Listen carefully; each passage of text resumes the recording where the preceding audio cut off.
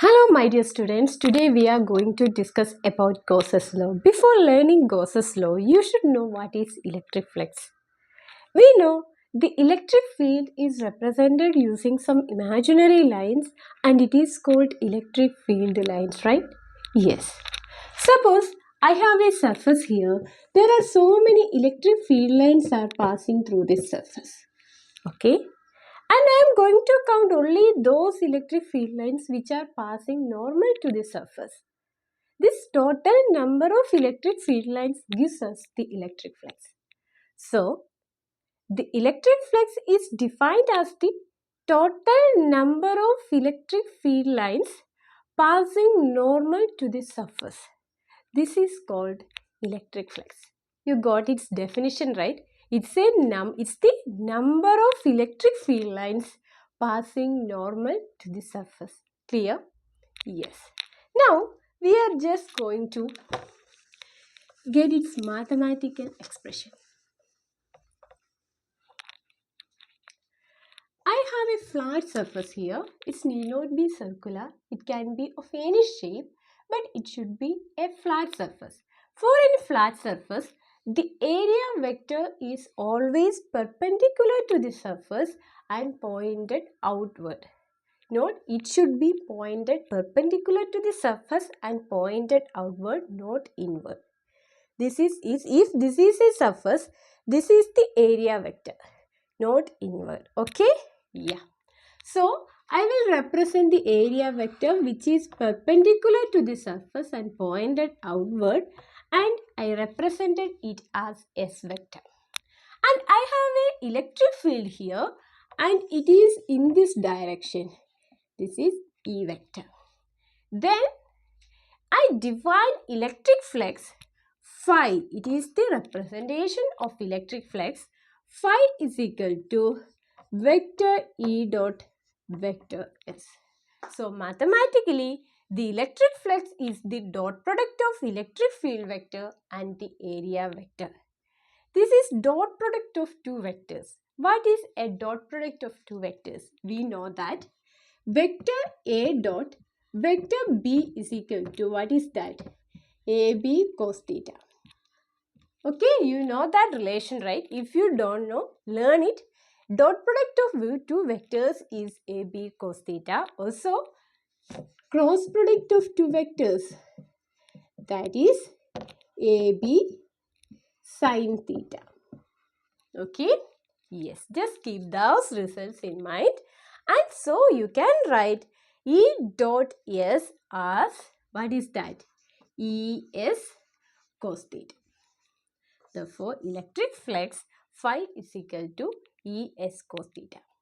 Is it a scalar quantity or a vector quantity? By definition, electric flux is total number of electric field lines, right? So, it represents a number. Yes, a number is always a scalar quantity and so it is a scalar quantity. And also you should know the dot product of any two vectors is always gives us a scalar quantity.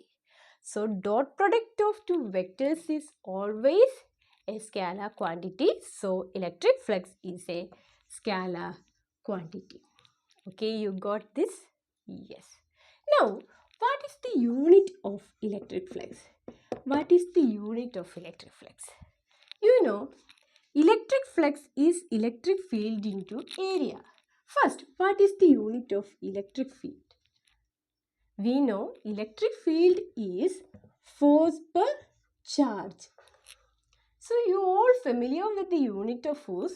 That is, unit of force is Newton and force, so unit of charge. Yes, unit of charge is Coulomb. Okay? And next is the S vector. What is S? S is the area. What is the unit of area? Area is always length into breadth. Therefore, its unit is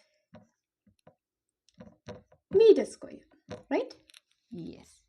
So, we can write the unit of electric flux as Newton meter square per Coulomb. Right? Yes. So, unit of electric flux is Newton meter square per Coulomb. Got it? Yes. Now, dimension. We are always used to find the dimensions of all the quantities, right? Yes. And what is the dimension of electric flux? Again, electric field is force per charge, right? So we can write the dimension of electric flux as dimension of electric field into dimension of the area vector. Okay? Yes. And what is the dimension of electric field? That is the dimension of force. Electric field is force per charge. So dimension of force by dimension of charge. Got it? Yes. And what is the dimension of force? Force, you all know the dimension of force, that is mLT raised to minus 2. If you don't know, you can see in your first year physics textbook.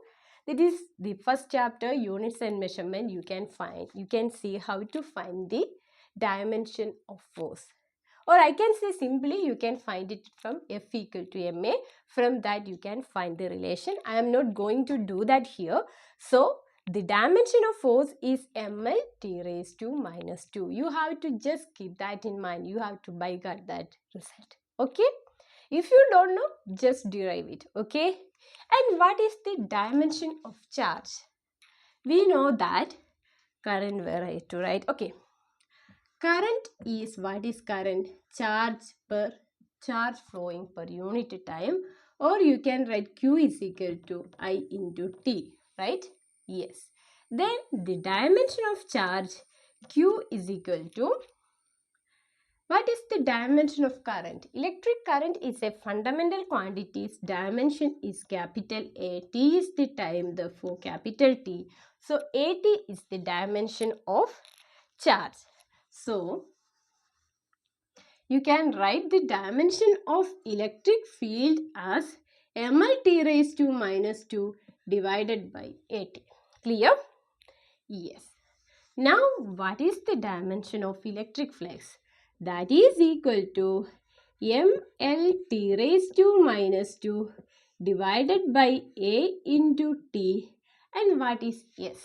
S is the area. Area means length into breadth. Area S equal to length into breadth. Length represents a length and breadth also represents a length. Therefore, its dimension is L square. The dimension of area is L square. You know that. So, you can put L square here. Okay. Now, we are going to... Okay. Now, we are just going to arrange this. M is here. So, M. And here is one L and here is L square. So, that is L into L square. Simply L means L raised to 1. L raised to 1 into L square means L raised to 1 plus 2, that is equal to L cube. So, you can write mL cube.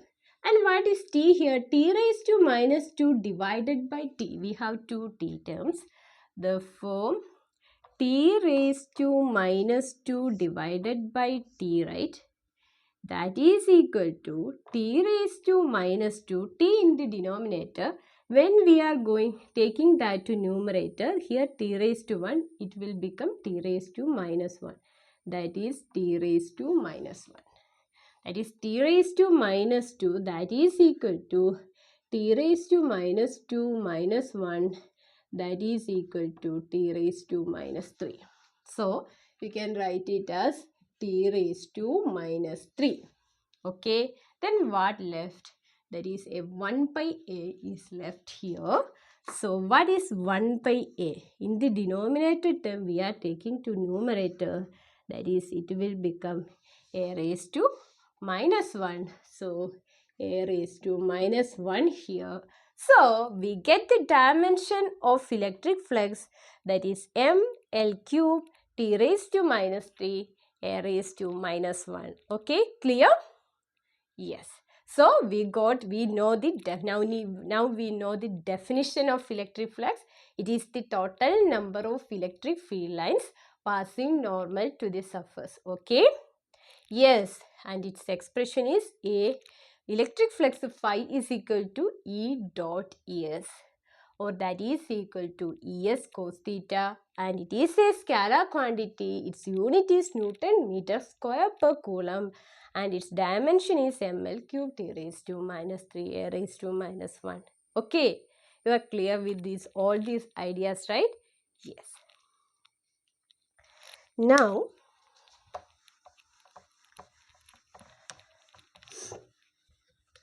we are going to discuss some special cases of electric flux that changes with theta. Okay, let's see. Then we know electric flux phi is equal to Es cos theta. Okay, we are just discussing the value variation with theta. That is first case when theta is equal to 0. What is theta is equal to 0 means? That means suppose we have a surface here and theta 0 means the area vector and the electric field vector are in the same direction. If the area vector and electric field vector are in the same direction, then theta is equal to 0. Okay? Yes. Then you can represent it same as electric field vector, also the same as we can represent like this. E vector and S vector are in the same direction. It is clear, right? If we represent like this, also it is fine. That means theta is equal to 0. Then electric flux phi is equal to Es cos 0. What is the value of cos 0? Cos 0 is always 1. Therefore, electric flux phi is equal to E into S. When the electric field and area vector are in the same direction, the electric flux is simply multiplying electric field and the area. Okay, got it right? Yes. Now the second case, when theta is equal to 90 degree. Okay, theta equal to 90 degree means we have a surface here and this is the S vector and this is the electric field vector. Then the angle between them is 90. Then electric flux phi is equal to Es cos 90. What is the value of cos 90? Cos 90 is 0. Okay. Therefore, electric flux phi is equal to cos 90 is equal to 0. Therefore, electric flux phi is equal to 0. Okay? Yes. Now, the third case, when theta is equal to 180 degree. What does it mean? That means the electric field vector S vector and area vector S and electric field E are making an angle 180 degree. That means they are in opposite direction. Then electric flux phi is equal to Es cos 180 degree. That is cos 180 is minus 1. Therefore, Es cos 180 is equal to minus Es. Okay. So, I think you all know the values of cos 0, cos 90 and cos 180. Some basic trigonometric values you should know. I will give you a chart of this, some only basic angles, and you should learn that. You will need those values when you do some problems or some derivations, and everywhere you need that. So, we can just look at it. Okay, it's clear, right? So, careful, when electric field and the area vector in same direction, you can write it as phi is equal to Es. When 90 degree, phi is 0. Electric flux is 0. When opposite direction, it is equal to minus Es. Okay? Yeah.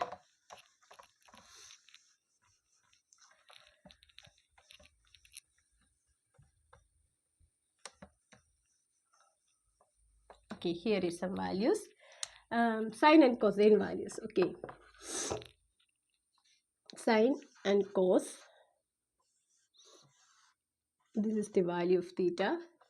0, 30, 45, 60, 90, 180. Okay.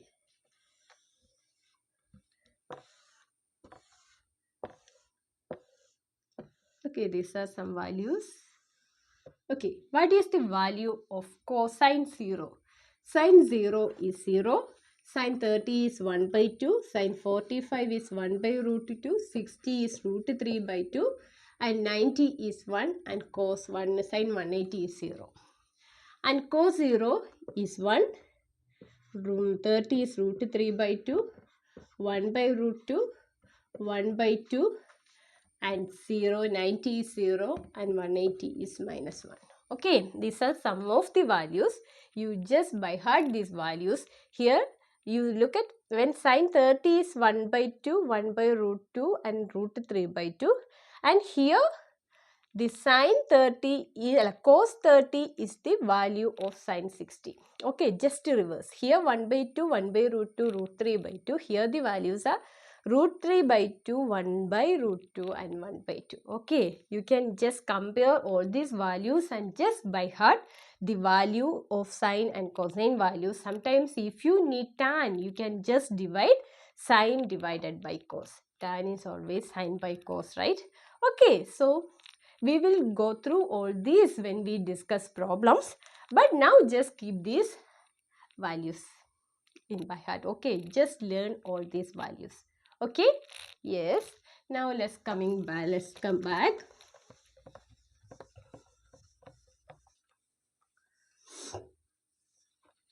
Okay.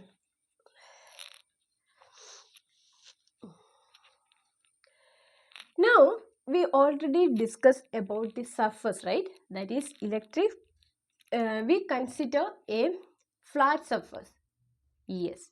Now I am going to consider a three-dimensional closed surface. What is the problem here? Initially we consider a flat surface. Now I am going to consider a three-dimensional closed surface.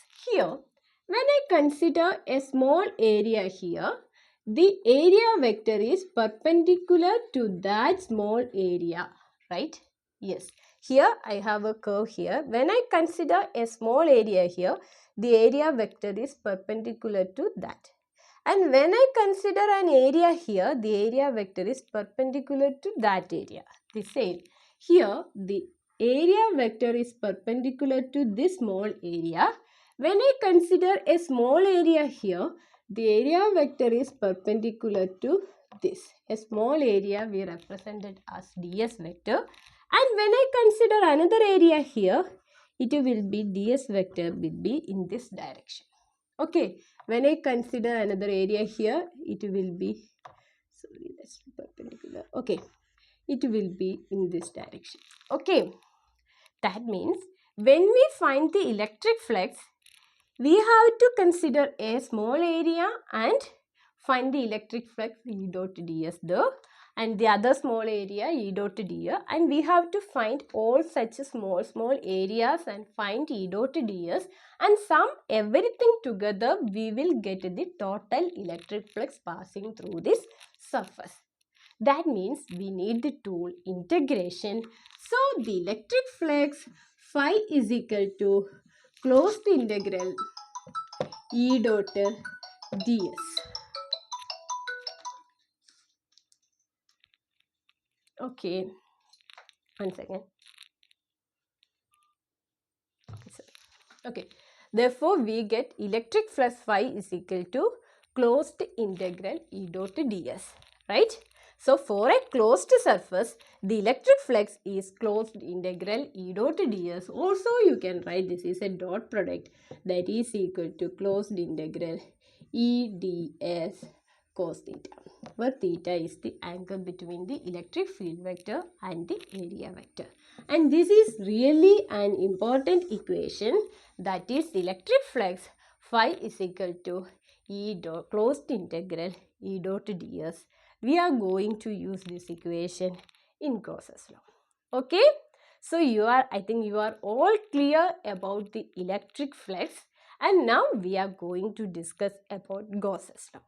Now the Gauss's law states that electric flux passing through a closed surface is 1 by epsilon 0 times electric charge inside the surface. Okay, got it? Yes. We know the electric flux is what? Closed integral E dot ds is the electric flux, right? Yes. So, electric flux passing through a closed surface is 1 by epsilon 0 times. That is equal to 1 by epsilon 0 times the total charge inside the surface. That is the total charge inside the surface. Suppose we have a closed surface here. Okay. And there are so many charges Q1, Q2, Q3 inside this. And also some charges outside Q4, Q5. Okay. Then Gauss's law states that total electric flux passing through this closed surface is 1 by epsilon 0 times the total charge enclosed. What is the total charge enclosed in the surface? That is Q1 plus Q2 plus Q3, right? This Q4 and Q5 is outside the surface, so we no need to count these. Only the charges inside the surface. Therefore, the electric flux passing through this closed surface is 1 by epsilon 0 times the total charge enclosed in this surface. This is called Gauss's law. It's a simple and useful law which makes our calculations really simple. Okay? Got it. And for the Gauss's law, we are considering a closed surface, right? That closed surface is called Gaussian surface. What is the name of that closed surface? Is called Gaussian surface. It is a closed surface. Gaussian surface should be a closed surface. It should be a closed surface. Gauss's law is only applicable for closed surface and it is called a Gaussian surface and it is an imaginary surface. It is an imaginary surface. It is not real. It has no physical existence. It's an imaginary. We imagine a closed surface around a system of charges. And that surface is called a Gaussian surface. And it can be of any shape. It can be of any shape and size. It can be of any shape and size. Okay. These are the features of a Gaussian surface.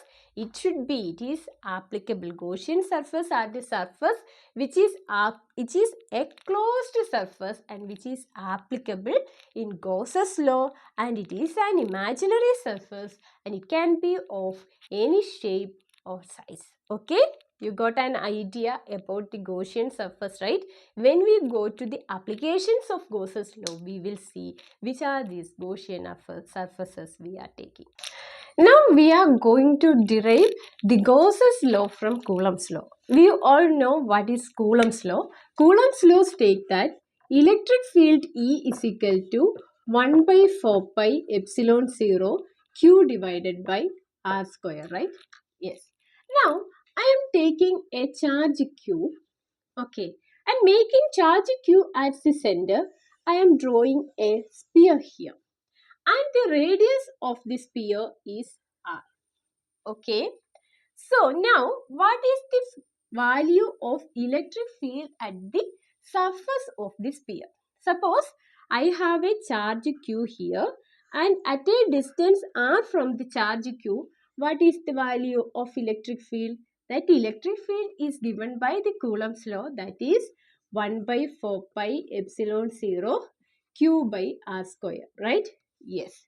Similarly, I have a charge Q here and it is at a distance R from it, and what is the value of electric field at this point? That is 1 by 4 pi epsilon 0 Q by R square. And again, what is the value of electric field at this point? It is also at a distance R from the charge Q. So the value of electric field is here also 1 by 4 pi epsilon 0 Q by R square. So when we consider here, it is same as that. And also this point is at a distance R from. So everywhere on the surface of the sphere, the electric field is 1 by 4 pi epsilon 0 Q by R square. Okay, you got the idea, right? So we can state that electric field is a constant at the surface of the sphere. Okay? Yes. Now, and I am considering a small area here. What is the direction of area vector here? It is always perpendicular outward, right? Yes. I am taking another area here that it is also perpendicular outward. Similarly, this is represents the area vector. And what is the direction of electric field here? We have an electric field that's value is equal to 1 by 4 pi epsilon. Its magnitude is 1 by 4 pi epsilon 0 q by r square. What is its direction? The charge q, the electric field lines are always radially outward like this, right? The electric field lines are radially outward like this. That means, okay, therefore the electric field is also directed outward and it is perpendicular to the surface. Here the electric field is also perpendicular surface. Also when we consider a small area vector there, that area vector is also perpendicular outward. That means the electric field vector and the area vector are in the same direction. Are in the same direction means what does mean? Theta is equal to 0. So, we already considered when theta is equal to 0, the electric flux phi is equal to E into S, right? There is no dot product there. Then we can just simply multiply the electric field and the area, right? So, here we can write electric flux E dot ds is equal to closed integral E ds. Okay, it's because the electric field vector and the area vector are in the same direction, that is theta is equal to 0, then phi is E into S. Okay, yes. And what is the value of E? We already told you that E is a constant at the surface. So, you can take E outside of integration. So, E into closed integral ds. Okay. And what is the value of electric field?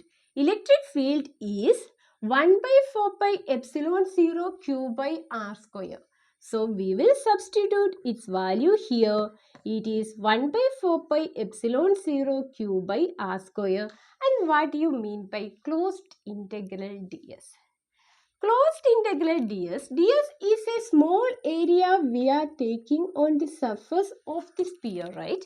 And closed integral ds means it is the total surface area of the sphere. And you know what is the total surface area of the sphere if you know the radius. It is given radius is r. So, we know the value of the surface area of the sphere and it is 4 pi r square. Okay, surface area of a sphere is equal to 4 pi r square. You should know all these basic values: surface area of a sphere, volume of a sphere, circumference of a sphere, circle, a cylinder, cube, all these things you should learn. Okay, if you don't know, get all these geometrical values and learn it. Okay, so here we need the surface area of the sphere, that is 4 pi r square. Now look at, we can cancel the common terms in numerator and denominator, that is 4 pi getting cancelled and r square cancelled, and what left here? Look at, that is q divided by epsilon 0, that is closed integral E dot ds is equal to q by epsilon 0, right? Q is the charge inside the closed surface. Okay, so we can replace that Q with Q inside divided by epsilon 0. Therefore, we get the Gauss's law from Coulomb's law. What is Gauss's law? States that closed integral E dot ds is equal to Q inside divided by epsilon 0. This is the proof. It's really simple and I think you got its concept really nice. Okay? Yes. Now, we are going to find the Gauss's Coulomb's law from Gauss's law. Okay, just see.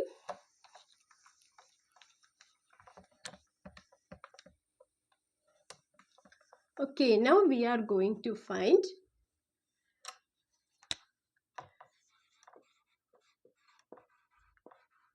Coulomb's law from Gauss's law. Okay, what? We are going to find Coulomb's law from Gauss's law. So first, what we know the Gauss's law. What is Gauss's law? Closed integral E dot ds is equal to Q by epsilon 0. Q inside divided by epsilon 0. Again, we are taking charge Q here, and at a radius R, we consider a Gaussian surface in the form of a sphere.